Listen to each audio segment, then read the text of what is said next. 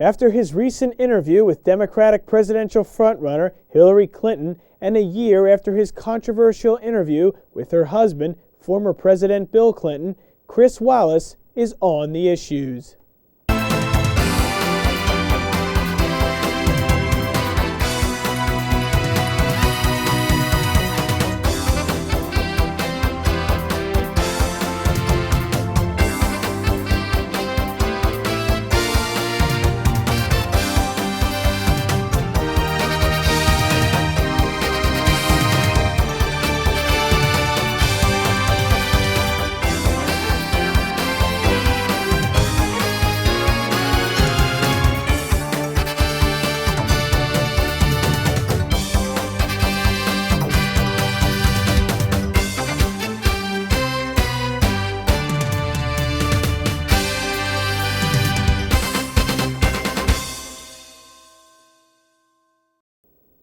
Welcome to On the Issues. I'm your host, Nicholas Balsi. For this week's show, I sat down with the host of Fox News Sunday, Chris Wallace. Before joining Fox News, Wallace worked at ABC News for 15 years, where he served as the senior correspondent for Primetime Thursday and as a substitute host for Nightline. Prior to joining ABC News, Wallace was with NBC News, where he served as the chief White House correspondent from 1982 to 1989. He also anchored Meet the Press and the Sunday edition of NBC Nightly News. Wallace has won every major broadcast news award for his reporting, including 3 Emmy Awards, the DuPont Columbia Silver Baton, and the Peabody Award. During my interview with Wallace, he recounted some of his experiences in journalism, discussed the reputation of Fox News, as well as his opinions on the media's coverage of the war in Iraq. So what would you say the most challenging part of being a broadcast journalist is for you? That's a hard question to start out with. I guess just the responsibility of it. I'm the host of a Sunday morning talk show. This last week I talked to Hillary Clinton. A couple of weeks ago I was talking to the Secretary of Defense. So, when you're asking them a question, and you're asking a question that's based on facts, you got to be sure that your facts are right. You could be horribly embarrassed, or you could misrepresent something if you get it wrong. So I think there's just a sense of responsibility. I mean, our job ultimately is to provide information to the American people, millions of people who watch our shows. So you want to make sure that you get it right. And then also I think there's a sense that it's a fairly precious thing and an opportunity when you get a major policymaker or a candidate for president and you're talking to them for 15, 20, 30 minutes and you don't want to screw it up. You want to ask them the right questions and try to give voters information so they can make decisions. Is there a single news report or a person you interviewed that kind of changed your outlook on the world or a specific issue? I don't know. Well, I will say this, that there is one interview that stands out above all others for me. I don't know that I'd say it changed my outlook on the world, but I was fortunate enough back in 1979 to go to Calcutta and to interview Mother Teresa just after she had won the Nobel Peace Prize. And I spent a week there. I was working for a magazine show at NBC at the time. And to see how she had carved this extraordinary oasis of love and dignity and health out of this desert of poverty and illness. Just to give you one quick example, she had started something called the Home for the Dead and the Dying, and the thought was, Calcutta, of course it's infamous for the black hole of Calcutta, there's just terrible poverty there, and people left to die in the street, and babies, unwanted babies, left in garbage heaps. And so she decided that she wanted to start this home for the dead and dying, not a hospital, she didn't have the money for it, but simply a place where people could die with dignity, where people who were being starved to death or people who had terrible illnesses would be able to come and just die with a little bit of dignity. And the extraordinary thing is, just with a bed and a little bit of shelter and food and drink, no medicine, that at that time, back in 1979, she had brought, over the course of the previous 20 years or so, 36,000 people into the home for the dead and the dying, and after getting just this minimal care, 18,000 of them, fully half, had gotten up and been restored and had gone out to live their lives. So she literally had meant the difference between life and death for these 18,000 people, and that was a pretty extraordinary experience just to get to know her. I can imagine, definitely. You've worked with NBC News, you've worked for ABC News and Fox News. Is it common for a journalist to move from network to network, and what was your reasoning behind doing so? Well, it's not uncommon. Some people, although I think a smaller number now, it's like baseball players, last their entire career at a specific and a single organization. More, I think, over the course, and we're talking about 30 years, have make moves. And in the case of NBC, I was the chief White House correspondent, but I'd been doing that for 6 years, and I was suddenly offered a job as a chief correspondent on a primetime news magazine with Diane Sawyer and Sam Donaldson at ABC. And so I decided to make that jump.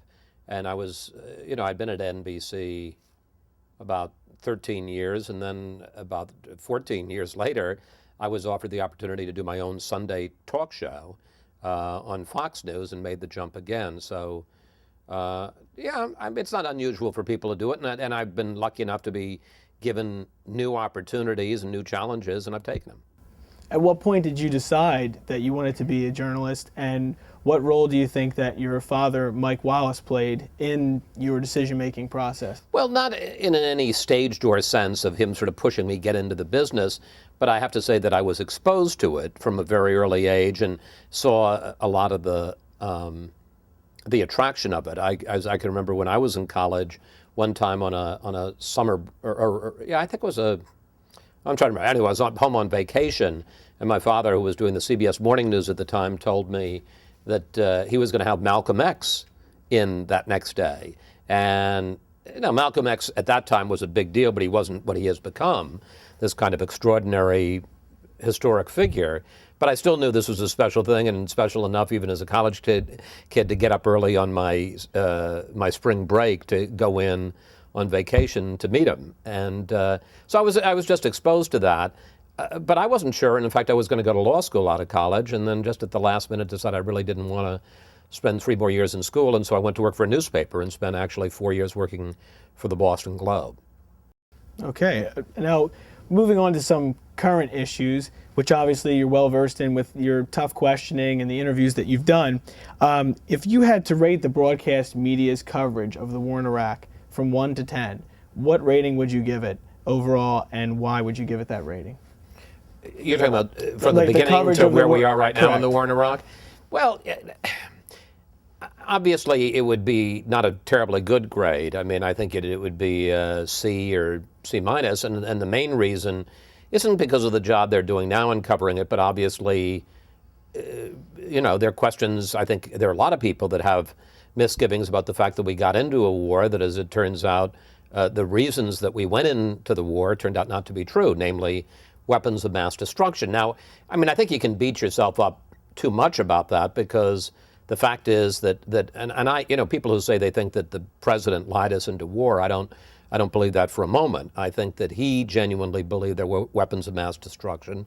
Every major intelligence agency in the world believed that, and frankly, Saddam Hussein was acting as if he had weapons of mass destruction to hide. So, I can't, hindsight is always 20/20. Having said that, there were some people who seem to have been more skeptical and seem to have raised more questions about this earlier on, and I think all of us in the news media wish we had been more skeptical and maybe not quite as trusting of what the government and intelligence agencies were telling us. But there were a lot of people who got fooled. Look at all the members of Congress, Democrats, some of them running for president, John Edwards, John Kerry, Hillary Clinton, all believed it and all voted to authorize the use of force. And if you read what they said at the time on the floor of the Senate in October of 2002, they all were saying that there were weapons of mass destruction. Now, an issue like the war in Iraq is obviously a touchy one when different networks are covering it, and many people say that Fox News in particular tends to have a conservative bias when they report on these kind of stories. What is your reaction as a person who obviously works there? What's your reaction to that being their mission? Do you feel it is their mission? Well, I would put it differently. I think we have a more conservative slant or approach to the news, but is that because we're so conservative, or is it because the mainstream media is so liberal? It's interesting because I came from the mainstream media, and I worked at NBC, and I worked at ABC, and I thought we were fair and balanced, if you will.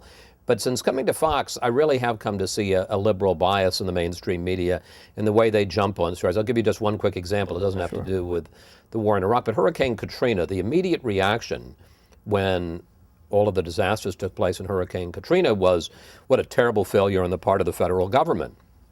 And Britt Hume, who's the anchor of our evening newscast special report, said, and sort of pushed reporting, and I don't mean, when I say pushed it, he pushed that the reporters go out and examine the issue. How much responsibility as first responders does the federal government really have as compared to the state government and the local government?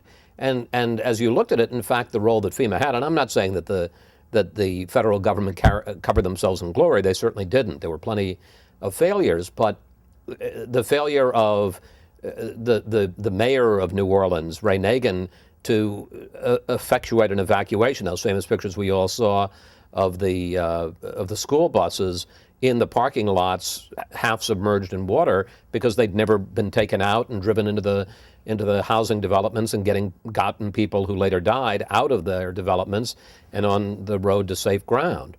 The complete failure of the state government and Governor Blanco to get help, to mobilize the National Guard early enough. And so that's a story that you didn't see anywhere except Fox News for a while. Eventually, I think the rest of the media caught up to it. But is that because we're more conservative, or is that because they were too liberal? Now, overall, when networks are covering some issues, particularly like we were talking about for the war in Iraq, when they're not showing the flag-draped coffins of the troops coming home, do you feel an issue like that could sway public opinion regardless of a network's bias? Well, in fact, we're not allowed to show the flag-draped coffins. That's a decision that has been made by the Bush administration. And sure, I think it makes it easier for people to, I mean, we all know that almost 4,000 Americans have been killed over there, and we know that almost 20,000 have been severely injured. But the fact that you don't see the flag-draped coffins all the time makes it easier, if not to ignore, just to forget the tremendous sacrifice that people are paying in this war, that it isn't as bloodless and as cost-free as you might believe. And frankly, I think that probably was a calculated decision on the part of the Bush administration, that they wanted to try to damp down one possible source of public concern and the public losing support and faith in the war. The issue of climate change has been getting a lot of mainstream media coverage lately. Do you feel the media is blowing this issue out of proportion, similar to what they did in the instance of Y2K? Well, I think it deserves the coverage it's getting, because Lord knows if we really are killing our planet or dramatically hurting our planet, that's something to examine. I think that sometimes, because there is a body of thought that feels that some of the science is alarmist, and I guess my feeling is, and this would be a criticism of the mainstream media in general, that I think sometimes they only see one side to a story, and I think it's always useful to try to see two sides to a story. I mean, I look at some of what Al Gore said. I went to see the movie The Inconvenient Truth, and am troubled, as I think anybody would be, someone with children, and I even have 2 grandchildren, at the prospect that we could be doing permanent damage to our planet. On the other hand, when you do some research, you find out that some of the statistics that Gore used in that movie were vastly inflated. He talks about sea level around the city of New York going up 10 feet, water levels are 10 feet or 20 feet as you get, you get this melting of ice and the polar caps, and yet there are a lot of people who say that in fact it's more like about a foot or 6 inches. So I'm not saying that we shouldn't cover it. I think we absolutely should cover it. But I'm always troubled when there's only one side to a story. I think that, there's almost always a couple of sides to a story, and that a healthy dose of skepticism, not to say, I'm not advocating that we all join the Flat Earth Society, but a healthy dose of skepticism is always a valuable thing. When I was at CNN working with the White House unit, a lot of producers were expressing angst that CNN covered the Paris Hilton issues, Anna Nicole Smith's death, so much when compared to other issues that many people argue are more important. Why do you feel networks are paying so much attention to these kind of issues? I think it's junk. But it's the news business, and unfortunately, particularly on a 24-hour cable operation, I'm talking about now, as opposed to ABC, let's say, where they have a half-an-hour news and that's all they do, from the morning till the evening. When you're on the air for 24 hours, if there's some breaking news about Paris Hilton about to get out of jail and you don't have it on, and this is just a fact of life, the viewers who are watching Fox will switch over to the network, MSNBC or CNN, that does have it on. So that you're on. There's nobody who got into the business because they wanted to cover Lindsay Lohan or Paris Hilton or whatever. But on the other hand, it is a business in addition to being a profession, and sometimes you have to make trade-offs. I'm fortunately in a part of the business where I don't have to do that. I mean, Fox News Sunday, those names have never been mentioned. We never mentioned Anna Nicole Smith's name, and I'm happy about that. But I can understand when some of the other people, and I don't think they're especially happy about it, feel that for competitive reasons, there's kind of a white-hot fever at that moment that you gotta cover it. All right. Thanks a lot. Appreciate it. My pleasure. That's all the time we have for this week's show. I'm Nicholas Balassi, and thanks for watching.